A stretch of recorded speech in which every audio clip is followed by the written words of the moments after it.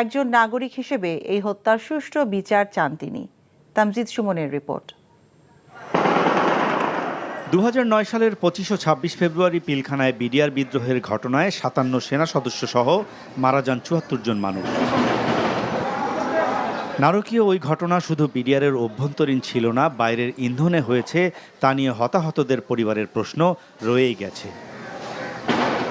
বিদ্রোহের ওই ঘটনায় 9019 জন জওয়ানকে বিভিন্ন মেয়াদে শাস্তি ও চাকুরিচ্যুত করা হয়, আর হত্যা মামলায় 152 জনের মৃত্যুদণ্ড ও 161 জনের যাবজ্জীবন কারাদণ্ড সহ 262 জনের বিভিন্ন মেয়াদে শাস্তি দিয়েছে বিশেষ জজ আদালত।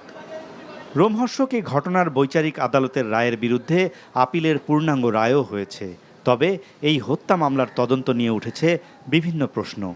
ছাত্র জনতার গণ অভ্যুত্থানের পর নিহত সেনা সদস্যদের পরিবারের পক্ষ থেকে বিডিআর বিদ্রোহকে বিডিআর হত্যাকাণ্ড হিসেবে উল্লেখ